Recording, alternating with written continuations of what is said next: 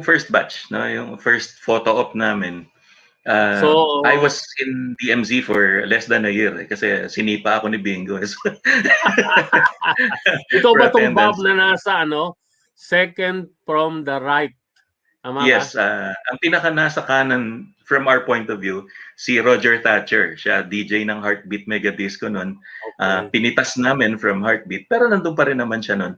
And he was working daily with us. Amerikano yan. Ang weird nga kasi may diplomatic diplomatic plates yung passport. kotse niya. So may passport. Yung kotse. And si next Ryan to me, hello, good morning. Ryan. Yung t-shirt daw nila from Design Roy. Thank you, Ryan. Roy. Now going back to the picture, next to me is Andy Santillan. Naging boses siya ng RPN 9. Pero sa DMZ, kinuha namin siya from, actually nag-apply siya from another station as Dave Ryan. Yun yung pangalan niya. Nag-zoo siya with George. Kasama niya si George sa zoo. Okay. Sa ABS-CBN. Tapos lipat siya noong 89 sa amin. He became the unbeatable. Tapos yung ganun yun I love you too, don't you know? Yun yung mga taglines niya mga standard niya na pakwela. Tapos nasa gitna namin, after Andy, that's Francis M. Yes. Francis Magalona. Ang backstory naman namin dito, bakit nakasama si Francis M dito? Kasi ako yung kasama niya sa Loveliness. Ako yung announcer ng Loveliness. We're working together. We were also playing basketball together sa Xavier. Voice over, siya yung co-MC. Co-MC siya nila, Alma Moreno, ni Bert Alma Moreno. Okay. Bert Marcelo, Eric Quezon. Tapos, magkalaro kami every Friday. I think, may Friday club kami sa Xavier sa Green Hills So, nagka-kwento-kwentuhan kami ni Francis. Gusto mo mag-DJ? Nauwi sa ganun.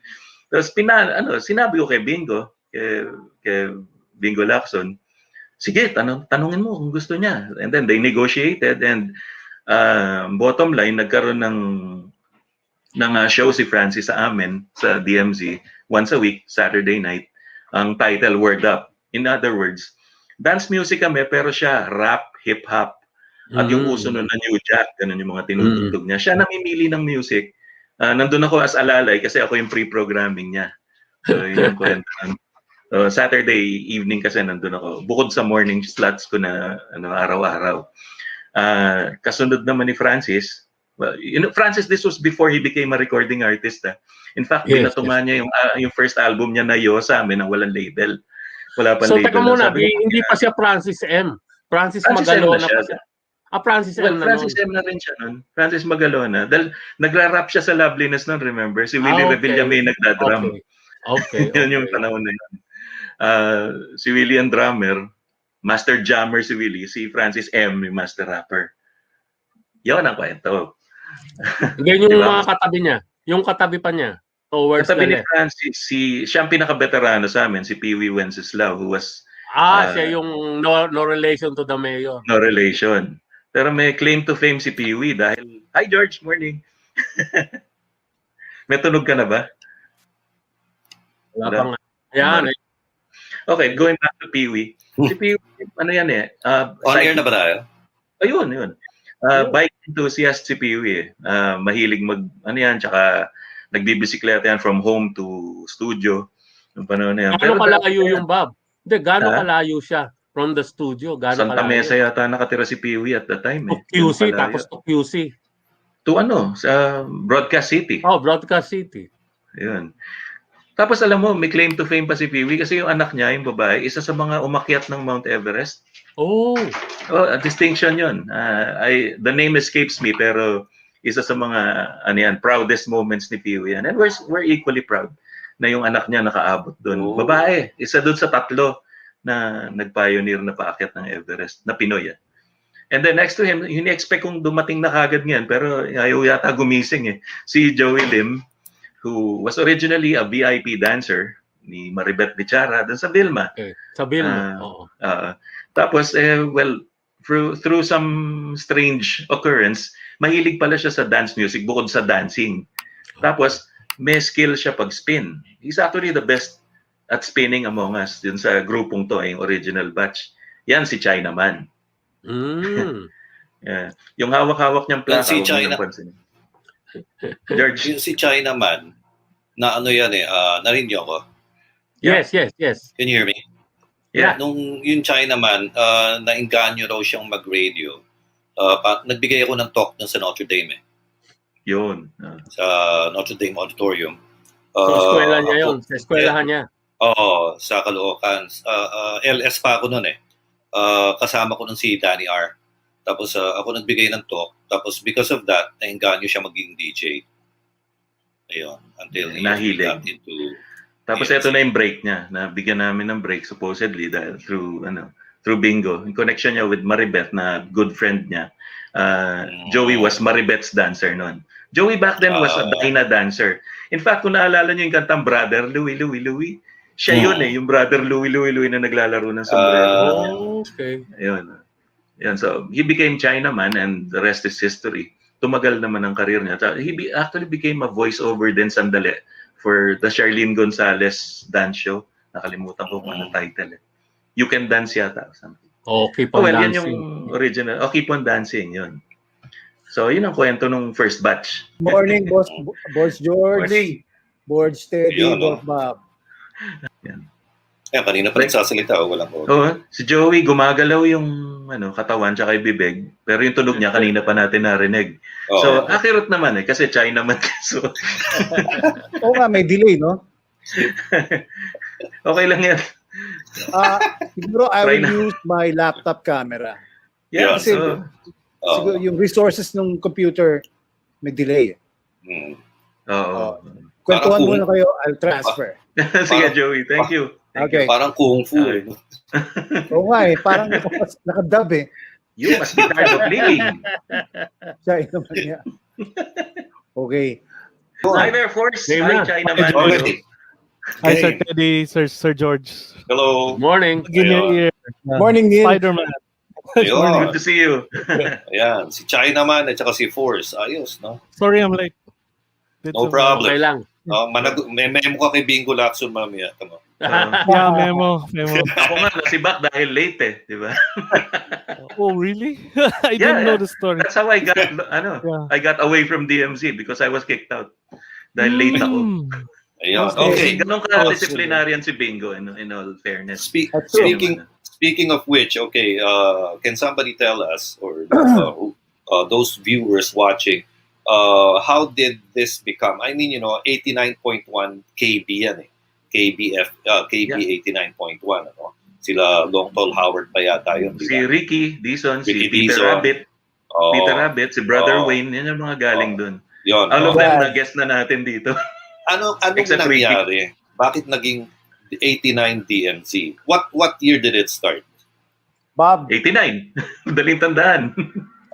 Si Bob, one of the nag-spearhead si Bob for that concept. Well, Joey is part of that kasi kami nga yung founding batch, no? As you will notice from this picture, di ba? Yung nilagay namin kanina.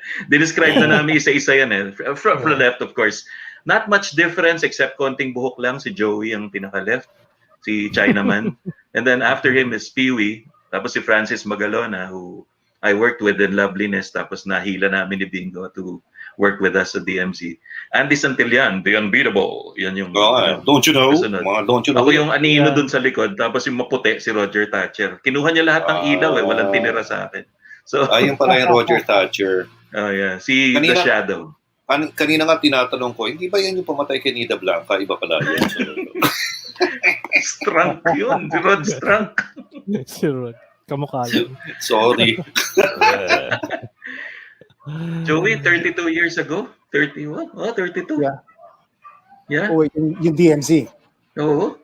Biro mo. Yung picture na yun. It's 32 years. I enjoyed every single day of it.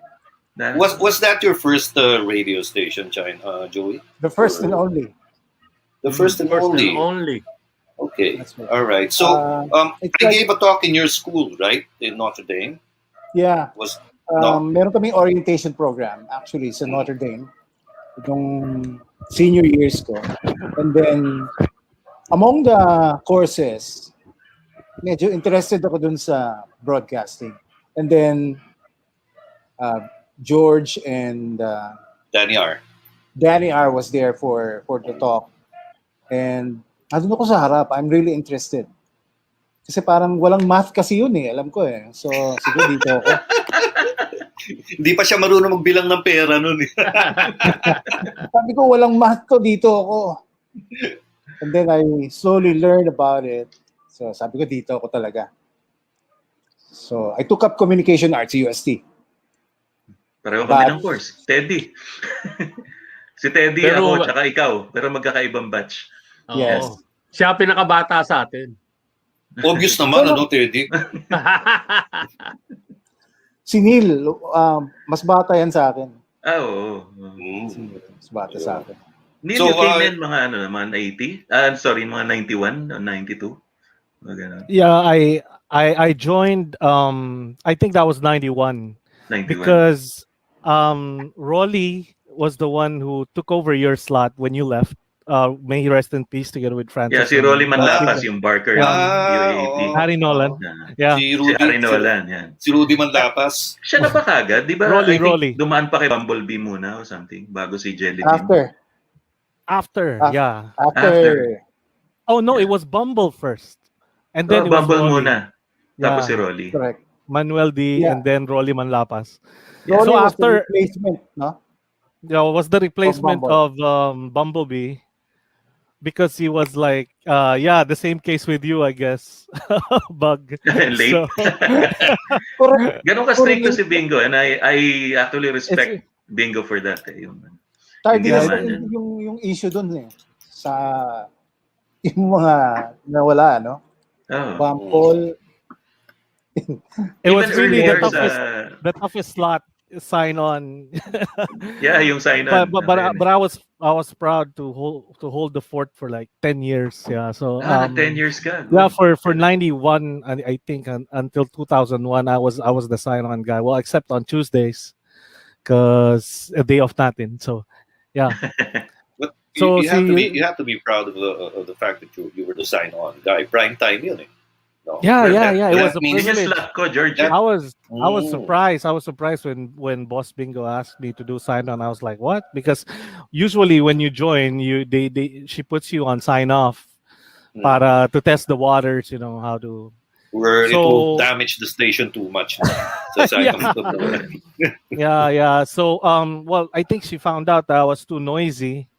And I was talking too much and for sign on. So sabi niya, I think mas pwede ka sa umaga kasi panggising ka talaga, masyado ka madaldal. Yeah, so that's where she put me. So yeah, I was honored to be in prime time just like with Joey. And yeah, so it was 10 years, and like what Joey said, we enjoyed every single minute of it till the last second. Did you go to any other radio station before and after 89? Well, actually, yes, I did. After 89 DMZ, I went to Star FM for. Okay.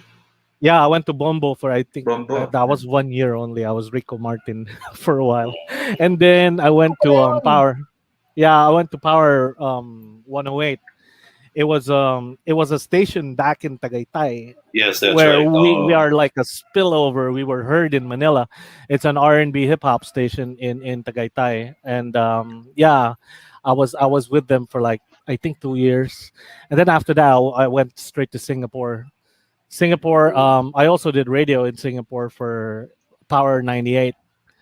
Yeah, so I did about 3 more radio stations.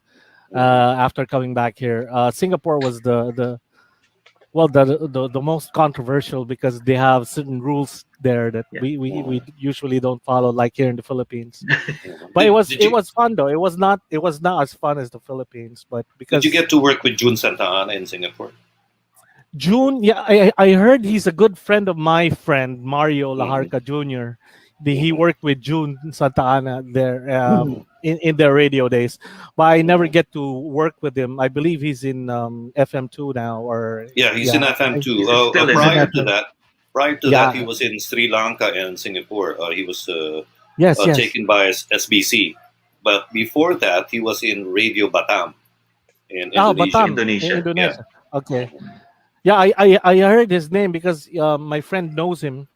And he also worked in a radio station in Sri Lanka, so I believe Yes, that's right. that's where they met. Yeah, so yeah, I was like 15 years in Singapore, doing radio, teaching mass comm in Singapore Poly, Teacher and ka rin, bro. You taught at Singapore Poly?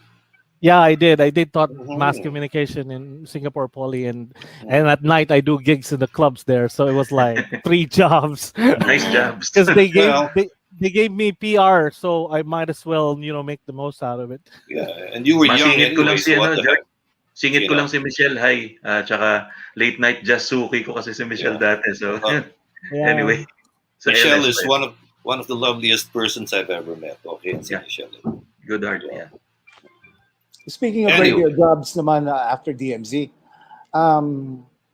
medyo, I don't want to talk about it kasi baka magka-issue pa, no?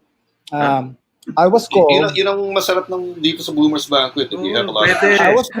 I was given a Spice it up, call Joey. Spice it up. from a rival station. From a what rival station? station of a rival. A I don't rival, want to say okay. it. Okay, so it was arranged. I went there. I talked to this, I think the program manager. Mhm. Interview. Said, okay, can you do a midday slot, like 11 to 2? Sabi ko, why not? Sabi ko, I hope you consider taking me in because I'm from the rival station. Mhm. Said, okay, I'll give you a call very soon because we really need a midday DJ guy for Mhm. that. And then a couple of days after, I received a call from him and said, pare, may trouble ka ba kay ganitong DJ? Sabi ko, wala naman. Why? Professionally none or personally none. Binabara ka, iniipit ka ng gusto eh.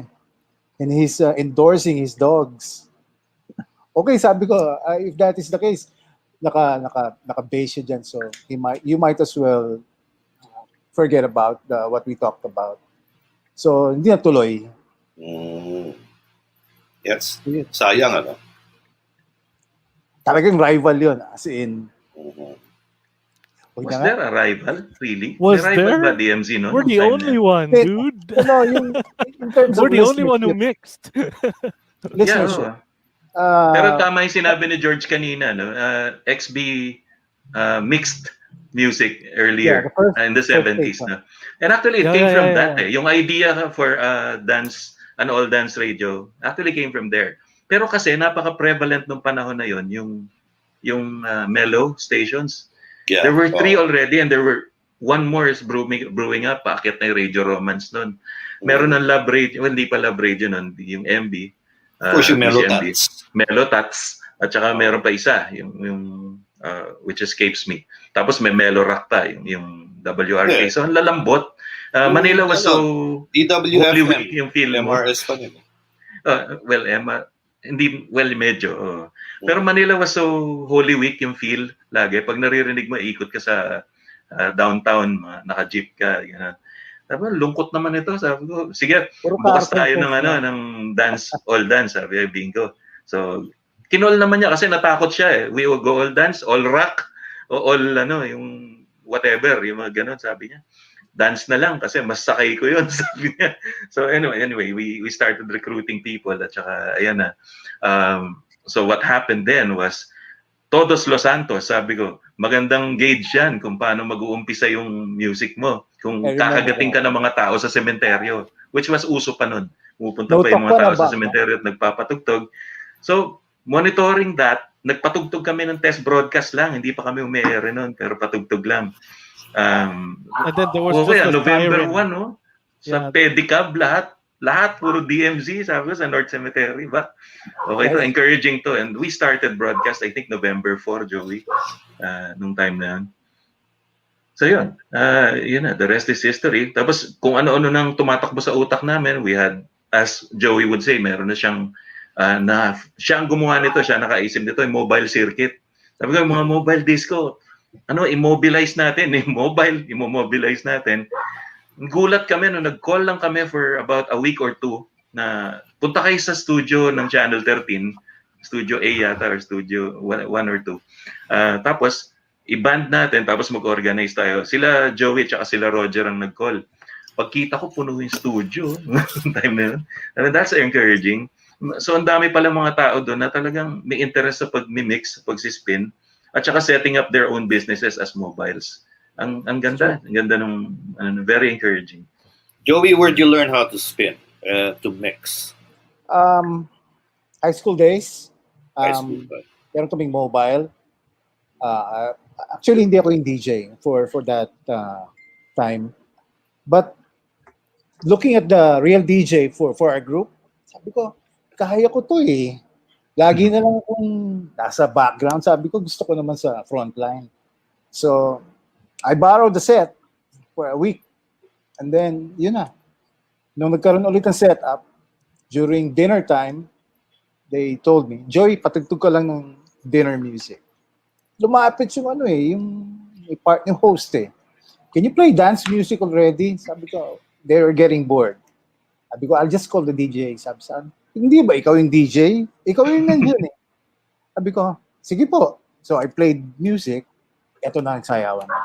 And then the gang came in, what are you doing? Sabi ko, I'm bringing the party up. Sabi ko, okay naman ah. Sabi ko, sige kayo na, take over. Sabi ko, next time, akin na to. So, yan. It started from there. Fate na, destiny. How about you, Neil? Ganon din ba ang umpisa mo? Was it by chance na nahili ka mag-mix o ano? No, actually, I was the production assistant of the station. I was there to answer the phones and help in production with the contest to get contestants. So you know, before when we get the landline, the contestants to join the contests and to get the pabate. Yeah. To write it down in the paper. Love lines and electric dedications party. Yes. Yeah, I was the tambay first. I actually want to take this opportunity to thank Ruel Orokay. He's known as DJ The Boy. He was my classmate in high school, and he saw my envelope that has an 89 DMZ sticker, which I got from a friend. And then he said, "What? You listening to that station? That station is cool. So you actually know where it is?" I was like, and then he said, taga saan ka ba? Sabi ko, taga Fairview ako. Ako rin eh, taga Jordan Plains lang ako. So you want to go to the station? I mean, that exact radio station. Sabi ko, ba't saan ba to? Sabi, Tandansora lang. So I was like, oh, cool. Sige, punta tayo. And, he had a car. So, nag-hitch ako sa kanya. Tapos, dinala niya ako sa station. And I remember it was Andy on board. And he's good friends with Andy. So, pinakilala niya ako kay Unbeatable. It was really DJ The Boy who brought me to 89 DMC. And then, at that time, I think katatapos lang ng meeting nila Joey, sabi nila, kailangan nila ng PA. And I think the stars were aligned and I was there. And then Bingo was like saying, oh, maybe we could get that guy just to answer the phone. You know how to speak English? So I was like, okay, yeah, I'm a bit. So, okay. So sabi niya, oh, sige, ikaw na lang. I give you this and parang allowance para just to answer the phone. So that was my access to the station. While they were mixing, I was just like, at the side of the turntable looking at them, observing. How they do it. Yeah, how they do it. And sometimes si Joey, he was like, dude, meron namang upuan. Kanina ka pa nakatayo dyan. Inoorasan kita. Isang oras ka nang nakatayo dyan. Looking at me mixing. I was like, I'm really into this thing. I really want to learn. And yeah, pwede ka naman umupuan dyan. And remember yung upuan natin sa mga guest, yung bench doon? Stool. Yeah. So yeah, sabi umupo ka naman. Kasi sabi ko, hindi ko napansin na isang oras na pala ako nag-go-observe. So I was like, Andy was mixing. I was looking at it. Tapos Chewy was mixing. Remember the DJ of Francis Magalona? Yeah, assistant ko yun eh, si Chewy. Yeah, si Chewy. Oh yeah, by the way, he said hi. He said he's at work and yeah, he really want to join, but he's at work. But anyway, yeah, he said hi also. Si Kim. And yeah, after kasi ng shift ko, na as a PA, ni Master T yun, George. Yeah. After ng shift ko, there was a production booth that has an identical booth that has turntables also. So minsan pag si Joey na naka-board, I was like, Joey, pahiram naman itong dalawang plaka na to. Nakita ko kasi kanina minix mo, tapos tignan ko lang kung kaya kong gawin sa likod. That's true. So I started practicing at the back. and I try to learn as much as I can. Minsan papasok sila, wala, kabayo, wala pa. So yeah, I was just like really determined to learn it. And yeah, I didn't come from any mobile or whatever. But yeah, just watching these guys, mga idols. So yeah, I just learned how to do it. It's just like what they say, it's like a Jedi thing. If you really know how to split your brain to listen to the monitor and the headphones, you can basically know how to mix. But that's the hardest part, I guess. I'm curious, like among DJs of DMZ, especially the originals, only Pee Wee could be considered a veteran. Paano si Pee Wee? During my first years in radio, Pee Wee na yan eh. Pee Wee Wenceslao na yan. Sa DZBM pa yan eh, AM. And brother yan ni Rafi Wenceslao, who was Archie Crane of BM also. No? Anyway, I'm just curious, where did you get that wealth of talent to, how did you manage to find those DJs and make them join this new radio station? May I answer that? Si Andy, of course, is the other veteran. Apart from me and Pee Wee, ako naman, a few years into it. 5 years na rin ako sa LS at the time nang lumipat ako. Well, Andy was, galing sa iyo si Andy Andy. In ABS-CBN, right? Yeah, in Zoo, di ba? Yes, as Dave Ryan, tapos he was with WRK, I think, briefly. Tapos nag-apply siya. So, yun yung pending ni Bingo eh. Sinabi niya sa akin, tingin mo rito?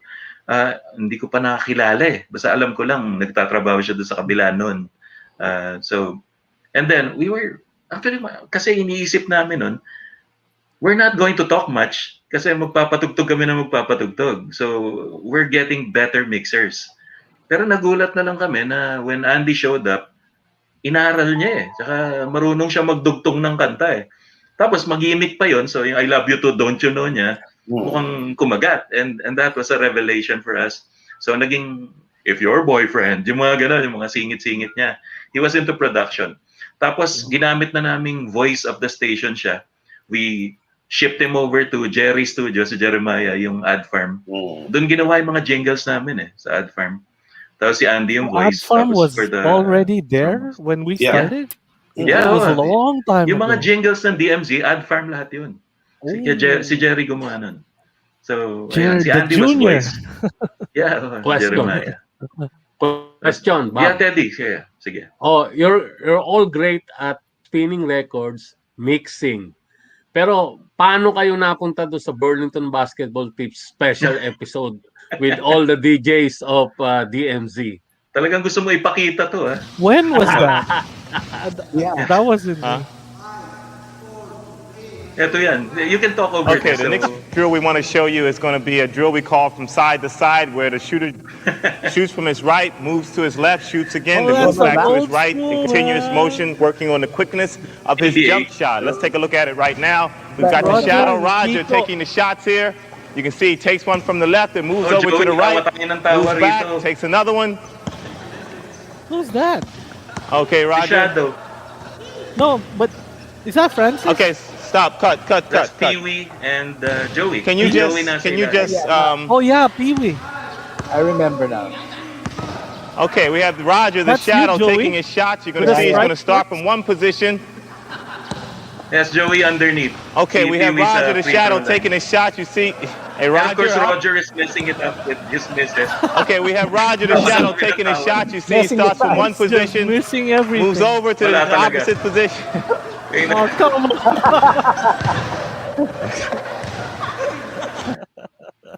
So there. Yeah. I remember now. Buti hindi kayo dinimanda ng Burlington. Buti na hindi live yun. Take off the socks. Wala nga silang TF kundi socks. Kita mo yung mga shorts nila, mga pok-pok shorts nila, no? Yeah, tapos si Andy lang ang hindi nakapunta doon eh, doon sa grupong yun. Naka-t-shirt kayo ng DMZ, no? That was yung at Celebrity Sports, no?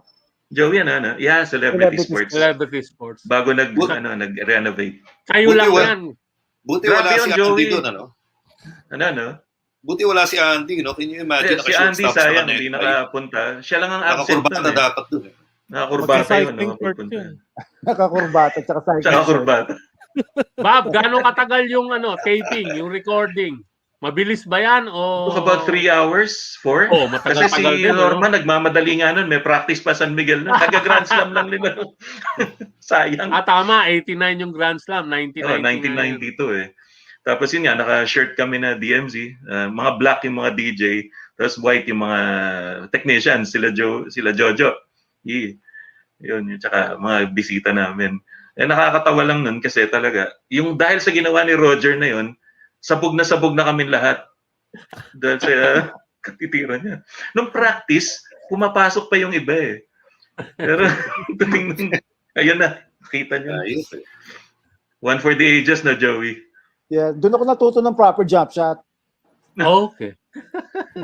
Kasi yun yung topic ni Norman. Shot. Wrong. This is how you do it. Tapos George, ano pa yun? Unang project namin ni Teddy together. Tapos hindi pa ako nakasipot nung actual day. Hindi pa nakasipot kasi ewan ko may siguro. Unang project nyo ni Teddy, executive na si Teddy noon, no? Siya yung may account ng Burlington. Junior account executive lang. Junior account executive. Ay siya yun, biofresh na, di ba? Ang maganda lang doon, we entered the Catholic Mass Media Awards. Ang problema, hindi malaman kung anong category. Kasi it's not a program. It's just a segment. Di ba? So, ang nangyari, siguro hindi nila maiwasan, nakita nila si Nabab at yung DMC, na in love sila masyado, binigyan ng special award. Actually, puro si Francis siguro. Nakita nila. Pero Joey, nakakatuwa. Hindi ko rin alam yun, na si MMA pala yun. Ako din, kaya nga, yung singkit na mata ko lumaki. Ang nagbigay mismo ng award, nag-hand over si Cardinal Sin. Sa Villa, ano ba tawag doon sa Mandaluyong? Cardinal's Residence na lang? Cardinal's Residence. Archbishop's Residence, actually. Archbishop's Residence. Tama. So that means yan pala yung nag-spearhead ng TV sa DMZ DJs. Well, yeah. Actually, at the end part of 89 DMZ days, nagkaroon kaming TV show. Yeah. But I think it's the only TV show for a radio station. Yeah. No, RT had one. 89 DMZ TV. Sa Channel 13. RT earlier. Channel 13 yun. RT had one? Yeah. Rhythm of the City. Which is broadcasting in which channel? That was in Channel 4, I think. Well, Zach is asking kung yung jingles ng 89 DMZ ng Jam. Hindi Jam yan, Zach. That was local. Ed Farm. Totally local yan. Yan. Kung pumikap kami sa Jam ng package, pero ideas. Hindi yun ang ginamit. Ideas during those days kasi sila Jerry had a capability already to do those things. Magaling si Jerry sa ganyan. Si Jeremiah Jr. pala ang gumawa nun. Yeah, si Jerry yun. Idol. I read earlier. So ganun yung show namin, Joey and Neil. Para lang tayo nagiinuman dito, kaya lang umaga. So mahirap. So ganun. Yeah. May errands pa nga ako right after this. Ay siya, mamaya na yun. Kanina ko nagtanong, was there a female DJ of 89? Oh yeah. Yeah. Was there ever a female DJ? There was. Si Blair. But Neil, I forgot her real name. Si Blair natin. Me too. Wait. Blair. How memorable can that girl be, huh? Ikinya. Yes, that's the family name. Uy, that's the bumabalik family na name. memories. All right. It's got to be the age. The pandemic. I don't remember, but when I went to Hong Kong, I saw her. She's in Hong Kong, and she's spinning. She's spinning in what's this club? Insomnia. So yeah, that's where I saw her. Bernadette Ikinya. Her name is Blair. Who else is there? Si Lopi, oh. Wala pa yung mukha ni Lopi. Ayun. What's up, Ketchup? What's up, Lopi? Thanks for joining. Good morning, guys. Morning. Buti umabot, di ba? Tinanghali. Ayos. Gigising Ito na mo. ba yung invitation, no, Sir George? Okay lang. Na-accept ko ata last night lang. Oh, last night lang nga eh. Kinikwento ko nga Si eh. Jimmy na meron daw pinadalang link si Joey. Hindi ko naman nakikita. So I told Neil, wala nagpadala ng invitation. Yeah, sabi ko nga, pakiresend na lang. Pati si Terence wala rin eh. He was the first na pinadalan ko ng link. And he said yes. And Good morning, Sir Bob, Sir Teddy. Curious lang ako, Lopi, how'd you get started in, well, you're a popular DJ, then you're DMC, and then you started, well, ang alam ko, mobile no una, and then you started becoming one of the biggest suppliers of sound systems in the Philippines, no? How did this all come about? Well, actually, nag-start lahat sa mobile, high school days. Mobile talaga, no? Yeah, mobile DJ. Angelicum ka pa nun? Yes, sir, correct. And then, nag-apply ako with, Jesse Gonzalez. Oh, again, the Jesse Gonzalez. Yeah, noong time na yun, wala pa atang vacant slot sa mga Lopi, heartbeat ka nun. No, Jesse muna. Jesse Hindi muna. natuloy. Yeah, Jesse, nag-apply ako. First, I applied with Jesse. Kaya lang walang vacant sa mga hawak niyang, ang dami niyang hawak eh. Pero nung time na yun, wala. So parang, standby mode, di ba? Gusto ko talaga makapasok sa, sa club na. So from new wave music, di ba, na biglang sumapaw yung disco. So sabi ko, medyo, try ko naman disco, ibang scene, di ba? Saka hindi naman mobile. Apply naman ako ng first audio kay Wapsi. Si Zamora naman. Yeah, kay Wapsi. So, hindi pa rin umubra. Parang pupunuan eh. Dun sa mga slot na yan, kailangan mga senior yung nagdi-decide eh. Di ba? So, biglang nagkaroon ng open... sakto. Sorry maiba ako. Nagmo-model ako ng buhok nun. Mahaba pa yung buhok ko nun eh. Sa Salon de Manila. So, ginawa sa heartbeat. Totoo. Pin Antonio. Walang to. Nag-ball ka kay Pin? Yes, Pin. Mahaba pa yung buhok. Bangstong gandito eh. Ako palagi MC ng mga hair show nun eh. Tayo nag-launch nun, George. Oo. Sa Salon de Manila. Anyway, sa Heartbeat ginawa. Yung sa Heartbeat, right? Sa Heartbeat ginawa. So, nakilala ko si Noel Makanaya. Si MOD. Yeah, so sinundot ko. Bro, baka dyan Sabi niya, sakto. Haalis yung isang DJ, pupunta ng US. Sabi ko, nag-apply na ako kay Jesse dati. Binabato naman nila ako sa KC. Nung time na yun sa KC, ayoko. Sorry not for anything, ayoko. Yung malaking club sa Dotesco ba yun, Joey? Malapit sa KC Disco, yung pinakamalaki. Yeah. Terminal Disco. Doon ako binabato. Sabi niya may bakante ron. Nung nakilala ko si Noel, sabi niya eksakto sa Heartbeat may DJ na pupuntang US. Audition ka ulit. Sabi ko nag-audition na ako, sabi ko sa kanya. Sige, ulit tayo. Ayun, nakalusot. Ay, sorry. Nalilito na ako. Ang dami ko kasing tinalunan eh, no? So, faces muna kay Elmer Dado. Through Wapsi. Okay? Yun. Siguro, mga 3 months ako. Kaya lang nagkasakit sa airpot, pinatigil ako for a while. Talagang gusto ko mag-DJ. Doon na pumasok yon yung nag-model ako sa Heartbeat. Nakilala ko naman si Noel. Ganda ng offer. So, hindi na ako nakabalik kay Wapsi. Tsaka, George, alam mo naman yung lapit ng Heartbeat dito, di ba? So, lapit lang. Diba? 15 kung minutes. compare mo sa Makati, wala naman akong kotse. Tapos pumapasok pa akong school. Tumalabas ako ng Faces, alas 7 ng umaga. May pasok ako ng alas 8, alas 9. Wow. Walang kotse, di ba? Nagko-commute. Nung na-offer yung Heartbeat, pwede ako magbisikleta eh. Nandun ako eh, di ba? So, makakatulog ka pa pag-uwi. Yun ang nangyari noon. Kaya nawala ako sa Faces, napunta ako sa Heartbeat. May tanong ako sa inyo. Sige, go ahead. Sige. Si Joey, sino to? Si Roger Thatcher, di ba? DJ, kasama sa DMC, di ba? Kasama sila sa Heartbeat nun. Yun, kasama ko rin sa Heartbeat si Roger, tapos si Roger. Si Boyet, di ba? Kasama mo? Season? Hindi. At the same time, si Roger is with DMZ na nung time na yon. So, nabanggit niya, naghahanap daw ng DJ for Francis M. Tama? Yep. Nung time na yon, ang DJ ni Francis M is si Noel Macanaya. Ang layo MOT. naman sa kanya. Yeah, malayo naman sa kanya kasi he'll be traveling all the way from Sun Valley yun eh. Sun Valley to Quezon City. To Broadcast City.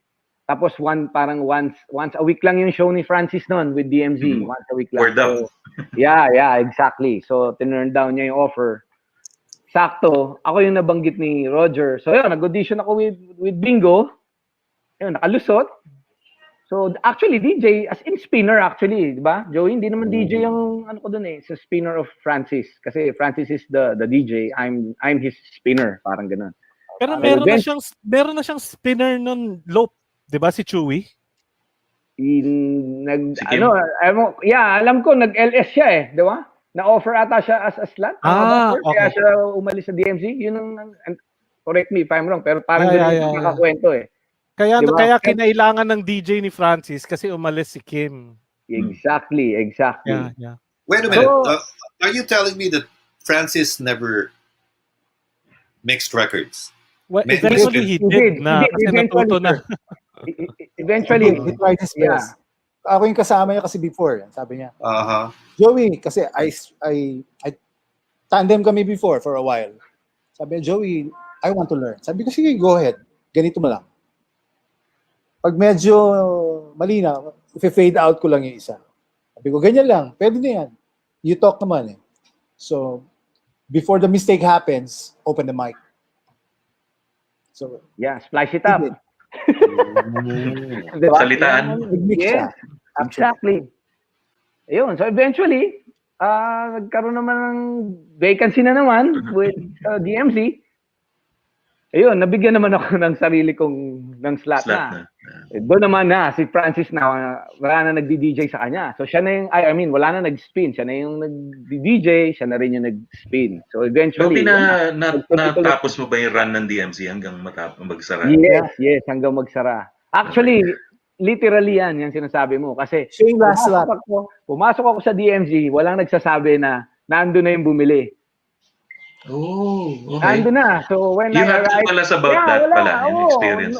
Pero, Joey, tama ba? Parang 3 or 5 years na nating naririnig na ibebenta tayo, di ba? Yeah, that's true. Kaya nga may stress sa likod eh.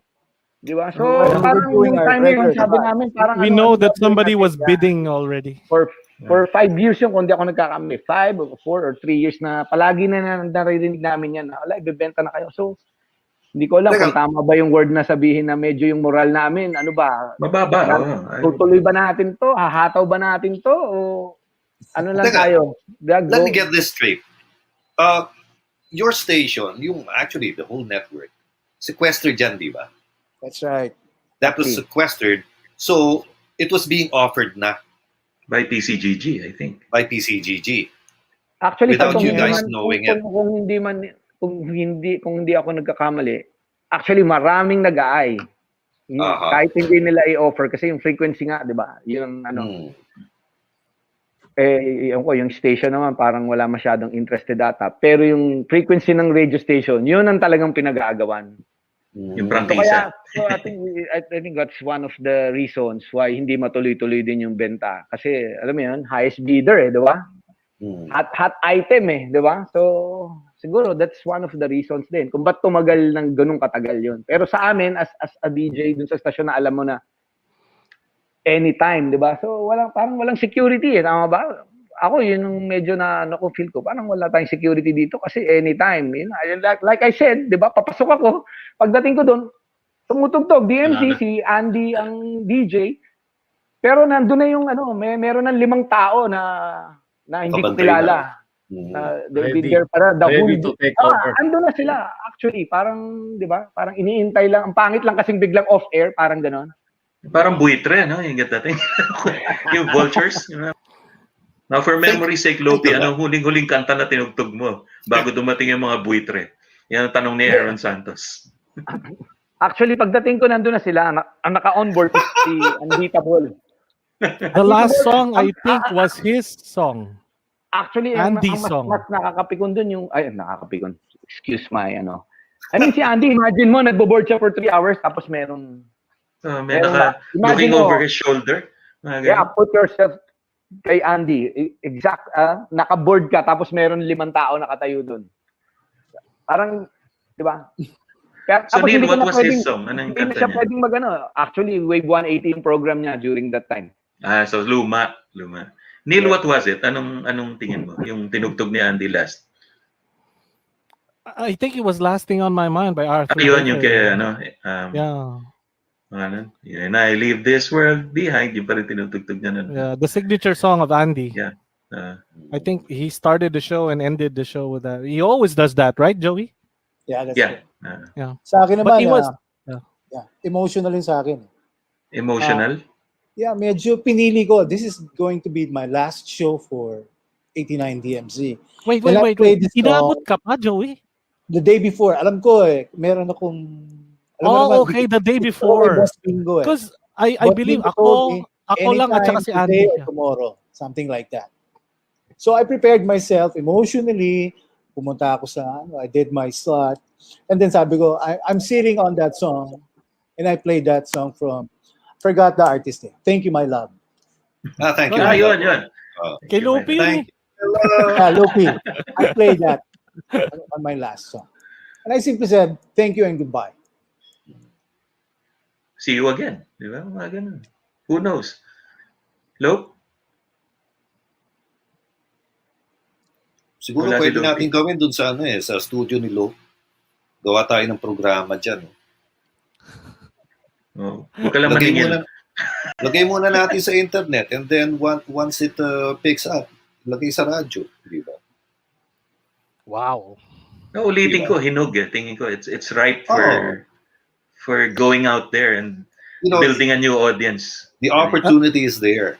A lot of the young bloods are doing it online, and they need a platform for their But they need talents direction too. Kailangan to be nila ng seen direction. and to be heard, and the trouble is, we just need a frequency. That's it.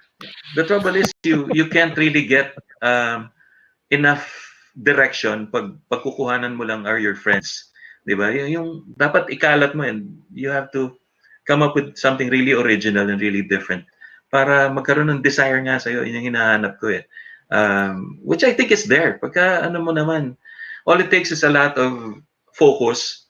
Wag makinig sa basta-basta. Direction lang. Kunin mo lang yung kung ano yung dapat mo. In business, in corporate parlance, it's called the blue ocean strategy. No? Ano yung blue ocean strategy? Think of something which hasn't been tapped before. And that's where you go. Yun lang naman yun. Like DMZ. You adapted the blue ocean strategy. No? Why?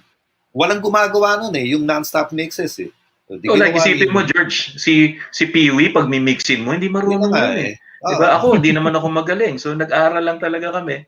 Ito yung magaling, si Joey lang, diba? Siya lang, and he actually been going around teaching us kung paano magdugtong-dugtong ng mga plaka. So, that's where we started. And then we got the experts in. Ayan na yung mga nagsipasok na. Yung mga may desire na to be better at saka show themselves to the world na, huy, magaling kami rito. Tapos, ayan na yung desire din ng mga tao sa labas, yung mga mobile at and then it works. Pagka nakapasok ka talaga ng bagong idea, may hit and miss yan di ba? Either hit ka or miss. I guess we have a hit right here. Yeah. It's just waiting to be tapped. So, you guys are still young. Ako, nasa twilight na ako. But you guys are still young. Can you imagine what you could do, what you could still do? Diba? Think about it seriously. And do something about it. Don't be caught in analysis paralysis. Diba? Well, isip ka na lang naisip. I'm sure Neil and Dopey, we're keeping the, dance music alive. Yeah, keep the flame alive. Keep the flame alive. So, kahit sa bahay, I spend an hour at least, I go back with my songs. I entertain myself with the new songs that I get. I tried it. Sabi ko, darating din ulit, I'm gonna play again. Si Lopi, I watch his online shows. Nandun pa rin Masarap na maghamon no? Okay, mix tayo, walang serato ha. Yan. Okay. Plaka-to-plaka, mixer, ano lang. Hanapin mo yung break. Walang laptop. Oo. Oo. Walang laptop, walang serato. Di ba? 2 turntable o 3 turntable at saka mixer. Ayos. Kaya-kaya ng Lopi, di ba? Sige, ginagawa nyo yun eh. Ginagawa nyo na dati pa yun. Ginagawa sa DMZ yun actually. Ano doon? 24/7. Ginagawa. Records kami nun. CDs siguro mga 40% lang. Ano doon? 50% vinyl records talaga. I'd love to go back to some spinning also, no? Para no? At saka masarap yung mga plaka dati, kumakalas pa Lopi, di ba? Hindi kasi computerized pa yung mga drum machine nun eh. So, gaya ng Souvenirs, for instance, that's a classic example. At saka yung Funky Town, pahirapan i-mix yun dahil kumakalas yung yung beat. Yes. Nagbabago Diba? yun, right, Joey? Oh. Kamay Kamay ang pumapalo eh. Hindi makina. Wala, hindi pa siya digital eh. So, analog Oh. recording. So, may makinang nagre-record ng song via tape. So, nandun yung element of yung metronome hindi nasusunod. Hahabol ka talaga. Oo, masisira ulo mo eh.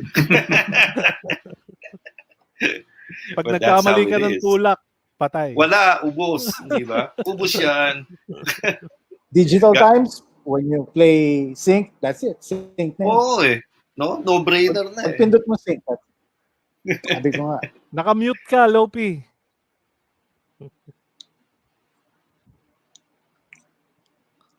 Ayan, nakamute ka. Nakamute. Oo nga, no? Pero mo, hindi ka pa naman ganun katanda. Si Long Tall Howard lang ang nagaganyan. I think we have to message him. Last few words, let's start with Chinaman. Ito idol ko. I mean, I met him when he was still a high school student. Can you imagine? No? And look at where he is now. Chinaman, parting words. Thank you very much for inviting me. Yun ang una. George, Teddy, and Bob. Thank you for bringing us online the memories of 89 DMZ and the personalities.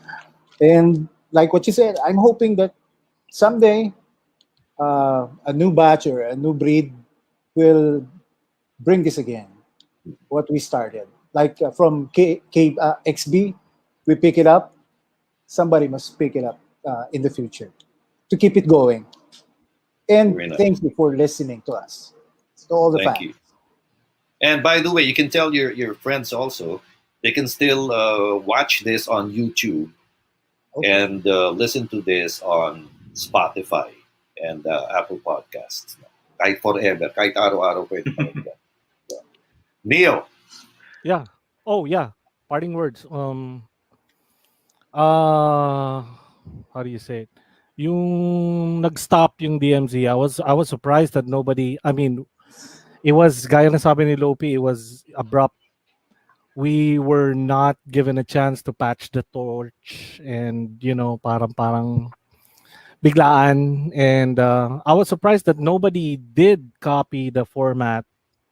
They did mixing, pero in a certain time slot lang, nobody did like the whole morning to night thing. Nobody did dance music as a format. And we're just waiting that somebody else would do it so we could properly pass the torch. And these are the young bloods and they're doing it, and it's alive. And I'm sure Boss Bingo would love that too, because yun yung mga last na nabanggit niya nung nasa hospital kami. Well, anyways, thank you for the listeners of DMC supporting. And yung mga gumagawa ng mga mixes nila online, staying true to the craft, not sinking. Thank you for keeping the art. It's an art form actually. Si Joey nagsabi sa akin yan. It's an art form kung paano gawin yung mix. Kung talagang 3/8 and 4 lang yung intro, magbawas ka ng 4 beats, dapat alam mo yun. Kung hindi mo alam yun, mga terms na yun, hindi ka DJ. I was like, what is that? So, yung mga terms na hindi 4/8 yung intro niyan, 3/8 and 4 lang. Huh? Anyway, Sa mga young bloods, just continue your craft, and I hope, yeah, there will be another rise of a dance music station, and in our lifetime, I hope we could like be there. Yep. Thank you, zoners. Thank you, Neil. Thank you. Yeah. Lopes, your turn. Yun. Okay na. Okay. Ayun, no? Anyway, ulitin ko ulit. Thank you for inviting us. Tapos sa mga listeners ng DMC, thank you for being there. Tapos yung mga nag-mix na kahit paano siguro na influensya namin, just keep on doing it, 'di ba? As long as you like what you're doing, then keep on doing it, 'di ba? So, babalik tayo on a different siguro. Ano ba? Paano sabihin? Format? Platform. Hindi. Platform. Yeah. Siguro on a different platform na lang siguro. So, we'll see. Siguro, let's collaborate, di ba? Speaking of which, Loki, Yo. I hope since you have all the equipment and the access to those things, magbukas ka na lang ng DJ school para mentors na lang tayo. Pwede naman. Pwede cool, naman. So we could, Basta papasyalan kita one of these days, Lopes. Sige, sir. Anytime. Let's talk. Sige. Tama ka, Joey, dun sa point mo. Chinaman, dun sa point mo. Kasi set it up, yung minds, yung experience nyo, hindi yan natatawaran eh. Like, if you can pass it on to another generation, tsaka yung focus nyo, that will actually tell a lot about how we're headed dito sa industriya natin. At least dun sa format natin. Now, kung papasok man, as Lopi mentioned, to another platform, who knows? Baka yung platform na yan, yung go-to platform in the future. You know, you would have trailblazed and then reap the fruits of that trailblazing. Diba? Pwede, if you try, baka pwede. Remember, first mover advantage. That's very important. If you're ahead of everyone else. That's maganda. Bob, final words. Well, yeah, thank you dun sa guests natin. Joey, it's been a long time. Thank you so much for listening to me dun sa pagpepeste ko sa'yo. Sayang lang hindi natin nakasama yung mga iba. But it was fun sharing memories with you. As for Neil and Lopi nakatrabaho ko na minsan in some event, nagkita na kami. Tapos si Neil is totally new to me, but alam namin pareho yung pinagdaanan namin. Yung, the people we met, the format we played into, at saka yung the audience that listened to us. Alam natin yan. It meant a lot.